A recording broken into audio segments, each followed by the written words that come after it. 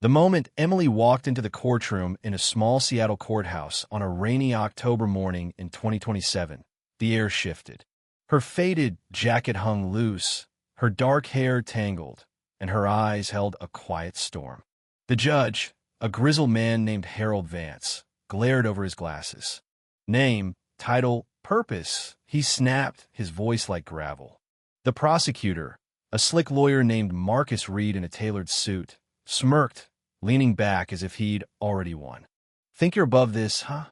he taunted. Emily stayed silent, her hands steady at her sides. The judge slammed his gavel. "Speak louder, or I'll hold you in contempt." The room buzzed with stifled laughs from the jurors' locals with tired faces and a few self-important types.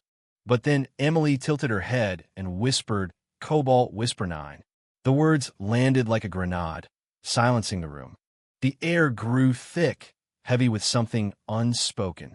Judge Vance leaned forward, his red face tightening.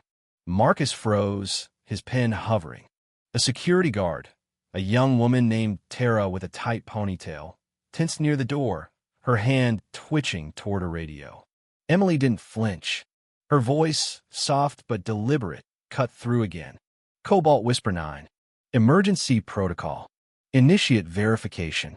The jurors shifted, some scoffing, others uneasy.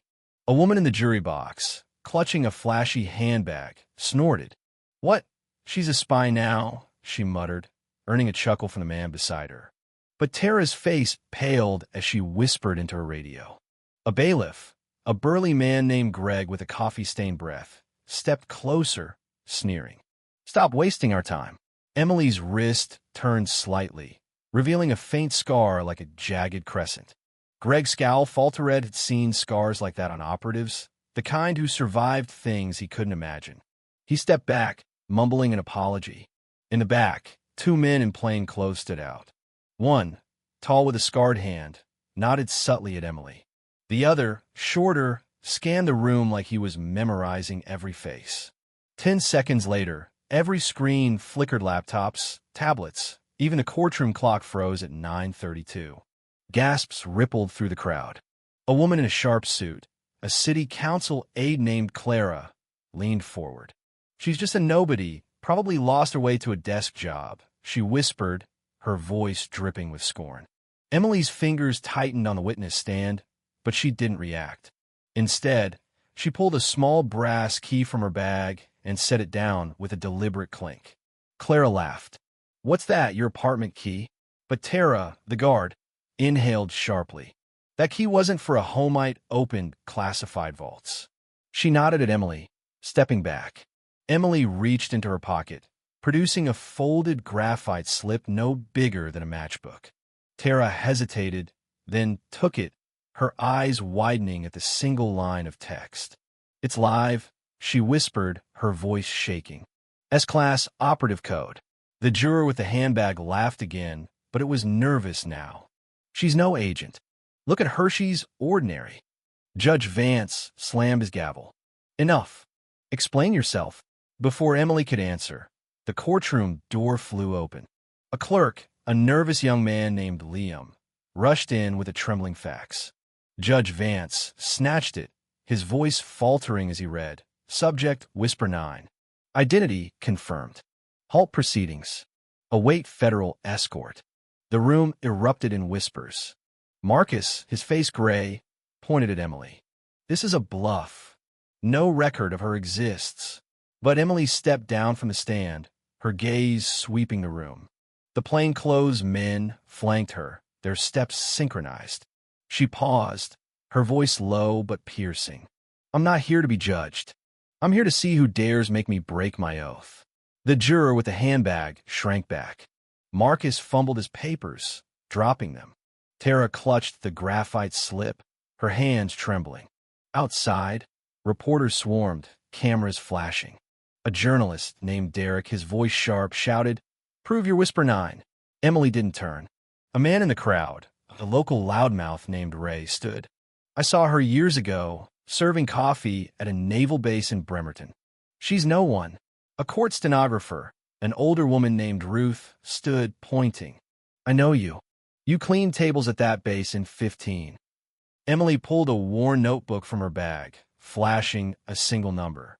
Ruth's face drained of color. It was a classified debrief code she'd typed years ago. She sat, silent. A man in a crisp military uniform, Colonel James Holt, entered, his medals glinting. "I served with her in 16, he said, his voice steady but raw. She carried intel through a war zone. Lost her team, never broke." He placed a faded photo on the judge's bench. Emily, younger, dirt-streaked, beside a wrecked Jeep. The room grew heavier. Then an older man, General William Tate, stepped in, his silver hair catching the light. "ID 092, CNN. She pulled me from a crash in the Arctic in 13. I thought she was dead." Emily nodded once. "They erased my name so I could live." The room froze. The general's voice cracked. "She was 22, dragging me through snow, bleeding. I owe her my life." Emily didn't react. She turned, walking toward the door, the plainclothes men at her sides. Outside, a congressional staffer named Olivia called out, "If you're Whisper 9, why live like this? Why walk here?" Emily paused. "I left because I refused to be their weapon forever. But one word from me could lock this city down for days." Olivia stepped back, pale. Emily reached the courthouse steps. A young intern, Ethan, pushed forward, waving his phone. "You're a fraud. No record of you exists." Emily pinned a small, coiled snake pin to her collar. Ethan's phone went black, a military-grade jammer. He stumbled back, the crowd silent. Screens inside flickered again, displaying Whisper 9 signal active. Observers logged.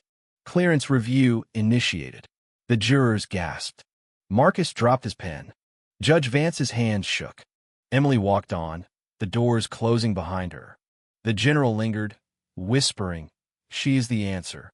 The fallout was quiet but brutal. Marcus was dropped by his firm. The juror with the handbag lost her sponsors. Ray was fired. Olivia quit her job. The reporters stopped mocking, now chasing whispers of Whisper 9. Emily returned to her small apartment, her husband, a quiet man named David, by her side. They didn't speak. They didn't need to. The world buzzed with questions, but she was done answering.